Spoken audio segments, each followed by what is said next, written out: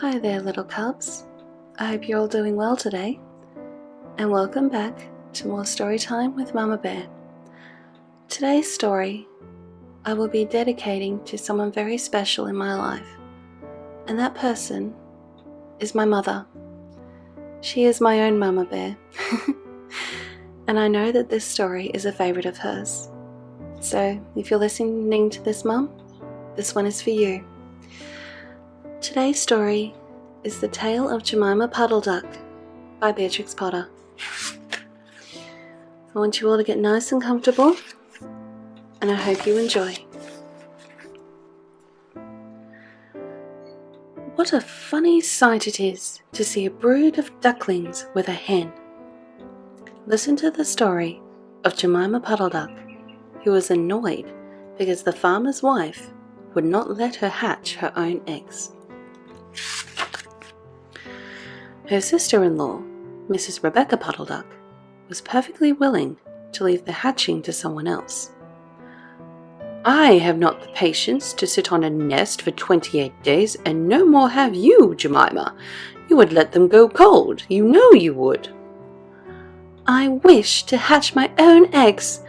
I will hatch them all by myself," cried Jemima Puddle Duck. She tried to hide her eggs, but they were always found and carried off. Jemima Puddle Duck became quite desperate. She determined to make a nest right away from the farm. She set off on a fine spring afternoon along the cart road that leads over the hill. She was wearing a shawl and a poke bonnet.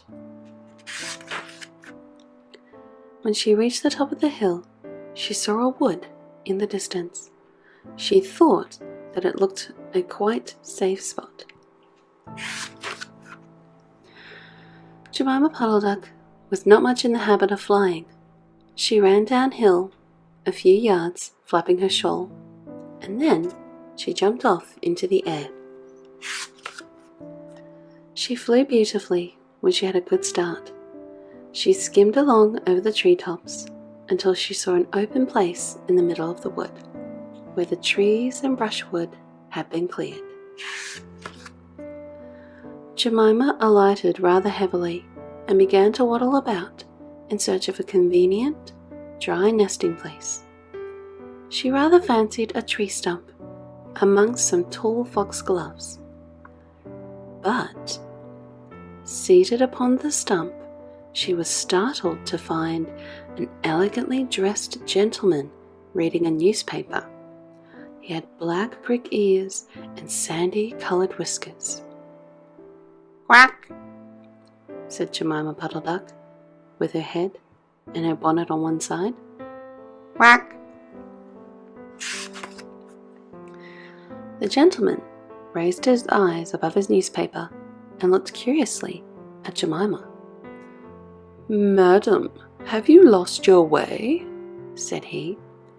He had a long bushy tail which he was sitting upon, as the stump was somewhat damp.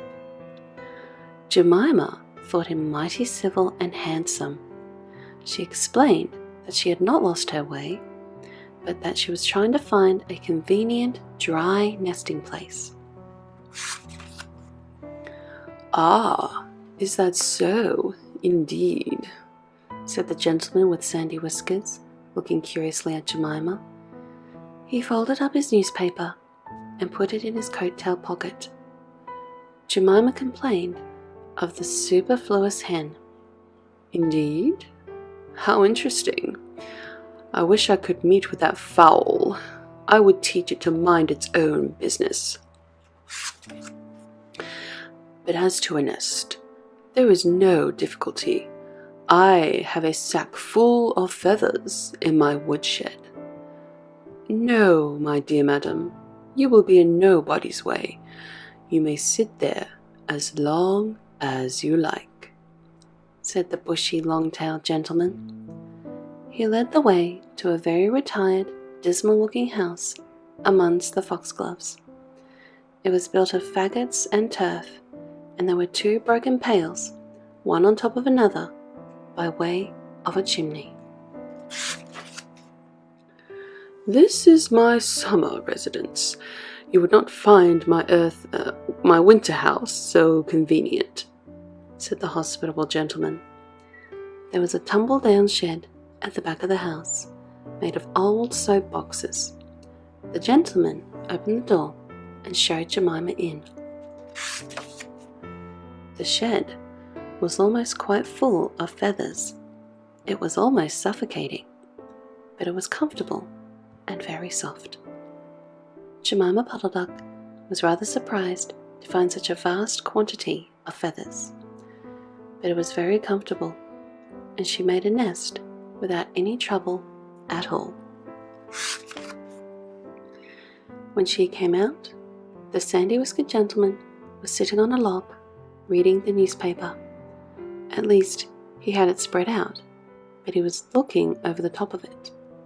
He was so polite that he seemed almost sorry to let Jemima go home for the night.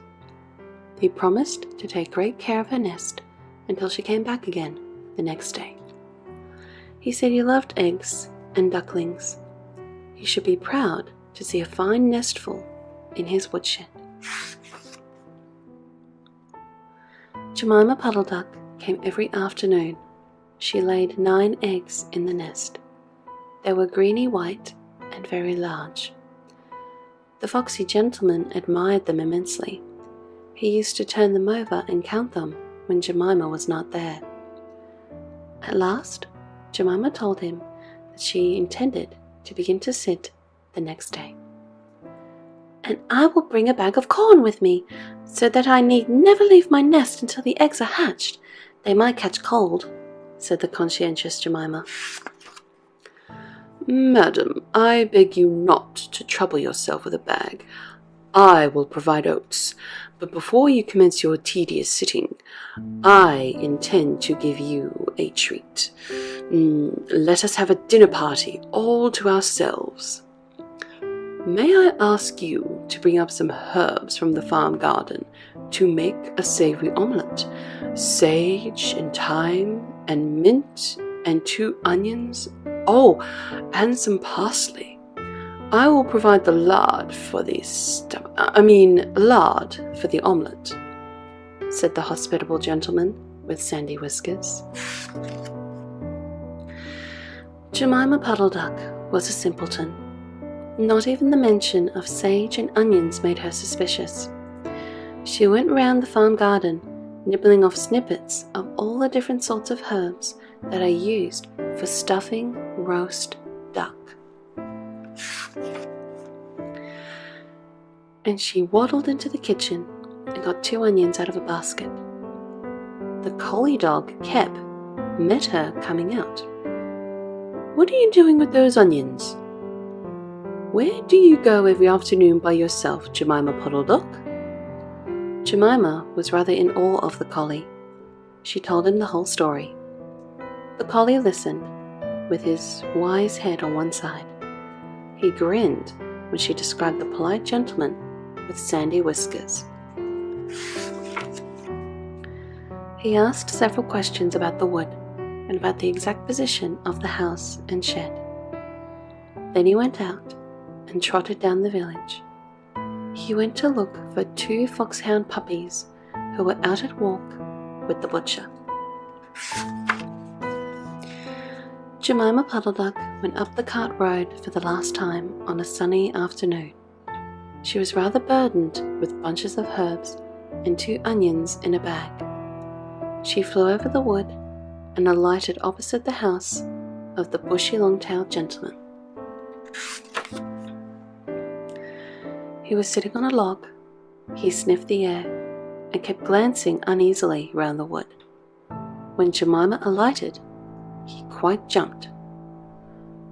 "Come into the house as soon as you have looked at your eggs. Give me the herbs for the omelette. Be sharp." He was rather abrupt. Jemima Puddle Duck had never heard him speak like that. She felt surprised and uncomfortable. While she was inside, she heard the pattering of feet round the back of the shed. Someone with a black nose sniffed at the bottom of the door and then locked it. Jemima became much alarmed. A moment afterwards, there were most awful noises. Barking, baying, growls and howls, squealing and groans, and nothing more was ever seen of that foxy whiskered gentleman. Presently, Kelp opened the door of the shed and let out Jemima Puddle Duck. Unfortunately, the puppies rushed in and gobbled up all the eggs before he could stop them. He had a bite on his ear, and both the puppies were limping. Jemima Puddle Duck was escorted home in tears on account of those eggs. She laid some more in June, and she was permitted to keep them herself, but only 4 of them hatched. Jemima Puddle Duck said that it was because of her nerves, but she had always been a bad sitter. And that is the end of the story. I hope you all enjoyed this one. This one is yet another favourite of mine growing up.